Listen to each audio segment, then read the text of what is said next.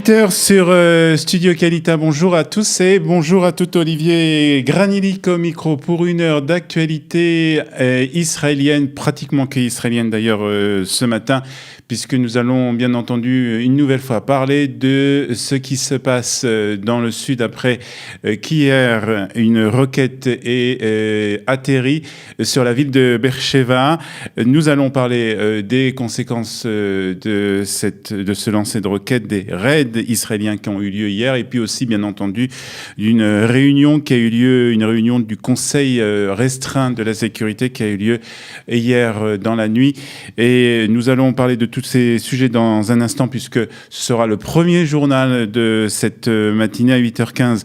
Nous serons en ligne avec Michael Horowitz, qui est spécialiste, Michael Horowitz, qui est spécialiste du Proche-Orient, et nous parlerons bien entendu avec lui aussi de ce regain de tension dans le sud du pays. 8h25, ce sera notre rendez-vous avec l'histoire, avec Eliana Garfinkel. 8h35, la revue de la presse et des médias israélien. Et puis à 8h50, nous parlerons avec un guide israélien, Gil Peretz. Nous parlerons d'un projet de loi, et c'est un projet de loi qui met en colère les guides touristiques. Nous le saurons donc à 8h50 avec notre invité Gil Peretz. Nous commençons par l'actualité de ce matin, et l'actualité, c'est bien entendu, il y a le commandement du Front intérieur qui a annoncé il y a tout juste une heure, un retour à la vie normale dans le sud d'Israël après une journée tendue. On assiste donc à un retour à un calme relatif. Hier soir a eu lieu une réunion du cabinet de la sécurité, une réunion qui s'est terminée hier soir à 2h30 du matin, et un cabinet de la sécurité qui a décidé de ne pas décider pour le moment. Peu de choses ont filtré en effet de cette réunion. Les ministres ont reçu comme consigne de ne pas donner d'interview aux médias israéliens, mais il semble que le gouvernement israélien a décidé pour le moment d'attendre. D'attendre quoi? C'est une question que l'on peut se poser. C'est d'attendre surtout demain matin, vendredi matin. C'est en effet le jour où ont eu lieu les habituelles manifestations des Palestiniens le long de la barrière de sécurité. Et donc, le gouvernement israélien attend de voir de quelle manière va se dérouler cette journée de demain. Le commandant de la région militaire sud, le général Herzi Halevi, a averti le Hamas de nouvelles frappes immédiates en cas de nouvelle attaque, et a précisé que les raids hier matin ont détruit totalement des postes de commandement, des arsenaux et fabriques d'armement, ainsi que des infrastructures souterraines. La riposte israélienne a eu lieu donc hier. L'armée israélienne a frappé une vingtaine d'objectifs militaires à travers la bande de Gaza, a précisé l'armée israélienne. Le Hamas porte l'entière responsabilité de cette attaque, a assuré un porte-parole de l'armée. Et puis, ni le Hamas ni le djihad n'ont revendiqué la responsabilité de l'attaque à la roquette, mais pour Tsahal, cela ne change rien. L'armée israélienne dit tenir le Hamas pour responsable de ce qui se passe dans le territoire sous son contrôle. Et puis, lors de cette attaque, une maison de la ville de Beersheva a pratiquement été anéantie, comme vous le savez. Les services de la ville de Beersheva sont arrivés sur place pour déclarer qu'il faudra détruire cette maison, la détruire totalement. Et Miri Tamano, qui est cette mère qui vivait dans cette maison et qui élève toute seule 3 garçons, et qui a fait preuve de bravoure, puisqu'elle a emmené très rapidement, au moment où les sirènes ont retenti dans la ville de Beersheva, elle a amené très rapidement sa famille dans l'abri de la maison, leur sauvant la vie. Elle a hier en tout cas lancé un appel à la population israélienne. Je n'ai plus de maison désormais, mais j'ai 3 enfants, et chacun d'entre eux constitue tout ce que j'ai de plus cher au monde. Elle a confié donc cette mère célibataire en lançant un appel pour recevoir une aide du public en vertu des règles d'indemnisation des victimes du terrorisme. Le gouvernement va financer la reconstruction de la maison de cette femme imam de Beersheva, mais ce processus va prendre plusieurs mois. En attendant, les autorités ont indiqué qu'elles transféraient déjà une somme de 10 000 shekels à la famille d'ici 24 heures. De plus, elles ont indiqué aussi qu'elle couvrirait les frais de séjour de la famille à l'hôtel jusqu'à ce qu'un nouvel hébergement puisse être trouvé.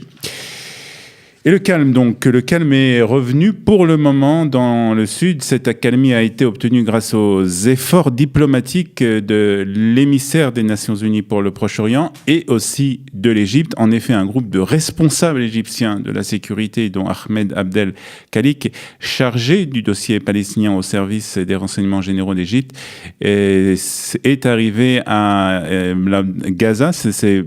Ils sont arrivés déjà depuis mardi.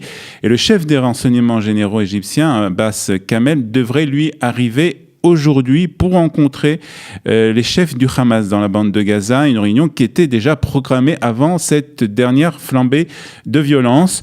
Le coordinateur spécial pour le processus du paix au Moyen-Orient des Nations Unies, donc Nikolai Mladenov, travaille avec toutes les parties concernées en vue d'un retour au calme.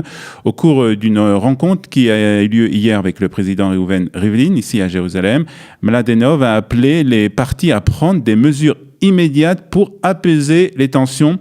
Je crains que ce soit plus le moment des mots. Il est temps dorénavant de passer à l'action, a déclaré le diplomate.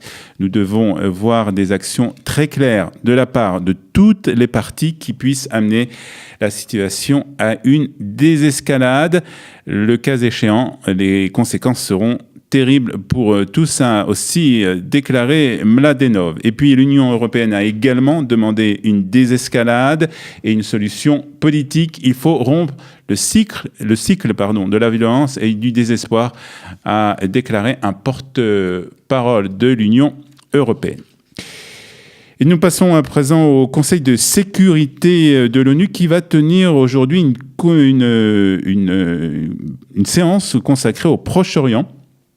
Et comme elle a l'habitude de le faire régulièrement, et aux côtés de l'émissaire des Nations Unies pour le processus de paix, Nikolai Mladenov, on en parlait il y a quelques instants, il y aura aussi l'ambassadrice des États-Unis, Nikki Haley, qui ce sera sa dernière apparition dans cette réunion du Conseil de sécurité, puisqu'elle a donné sa démission il y a tout juste une semaine. Il y aura aussi bien entendu le représentant de l'OLP et l'ambassadeur d'Israël à l'ONU, Danny Danon. Et il y aura un invité de plus, puisque l'ambassadeur bolivien à l'ONU, Sacha Llorenti, qui occupe actuellement la présidence du Conseil de sécurité, a invité le directeur général de l'ONG B'Tselem, Haggai Elad, à témoigner au nom de la société civile. Ce sera la première fois que Haggai Elad s'exprimera dans le cadre d'une séance importante du Conseil de sécurité. Cette invitation a mis en colère Danny Danon, l'ambassadeur israélien auprès des Nations Unies. B'Tselem a déjà prouvé à maintes reprises par le passé que c'est une ONG qui collabore avec les ennemis d'Israël, et maintenant elle répond à l'invitation d'un pays qui qualifie les soldats de Tsahal d'assassins. Il veut parler bien entendu de la Bolivie. Il s'agit d'une honte pour l'ONU, a déclaré Danny Danon, mais il a assuré que lors des débats, nous démasquerons non seulement les mensonges du représentant de l'autorité palestinienne, mais aussi ceux de Haggai Elad, le président de B'Tselem, et nous continuerons à défendre la vérité d'Israël. Donc une session qui doit avoir lieu aujourd'hui à New York, aux Nations Unies. Puis on reste avec les Nations Unies qui ont annoncé hier qu'elles préparaient un convoi d'aide conjoint avec le Croissant Rouge syrien pour des dizaines de milliers de déplacés syriens bloqués à la frontière jordanienne dans le camp de fortune de Rob Bakan, en plein désert. La situation humanitaire à l'intérieur de ce camp et dans une phase critique, a déclaré un coordinateur humanitaire de l'ONU en Syrie. Le convoi va apporter de l'aide humanitaire à quelques 50 000 femmes, enfants et hommes bloqués dans le camp de Robban, donc à proximité de la frontière avec l'Irak et la Jordanie, a aussi annoncé un communiqué. Selon lui, la livraison devrait avoir lieu dans les prochains jours. Et puis on termine par cette information des guides qui sont en colère puisque les guides touristiques se battent contre un projet de loi qui, selon eux, non seulement nuira à leurs revenus, mais dépréciera aussi également la qualité des séjours de millions de visiteurs en Israël. Ils prétendent que le projet de loi sur les services touristiques qui permettrait à des personnes autres que des guides titulaires d'un permis d'exercer la profession réduirait la qualité du service et pourrait donc déformer l'image d'Israël que les touristes se font. Ce sera un sujet que nous évoquerons dans cette émission puisque nous recevrons à 8h50 Guy Pérez qui lui est même guide touristique et nous expliquera pourquoi ce projet de loi n'est pas bon pour les guides touristique. Voilà, nous terminons par la météo et puis une nouvelle importante ce matin puisque ce sont les premières pluies en Israël. En effet, les régions de Tel Aviv, Netanya et donc du bord de la Méditerranée, on assiste donc à des pluies assez importantes, il faut dire, puisqu'il y a eu déjà beaucoup d'embouteillages à cause de ces pluies sur les routes israéliennes, mais c'est une habitude ici, dès que la pluie commence à tomber, les routes sont embouteillées. On peut en parler donc d'une baisse des températures. Il fera aujourd'hui 24 degrés à Jérusalem, 27 à Tel Aviv, 26 à Haïfa, 32 degrés à Tibériade et aussi 32 degrés à Eilat où la pluie pour le moment n'est pas au rendez-vous, ni à Jérusalem d'ailleurs pour le moment.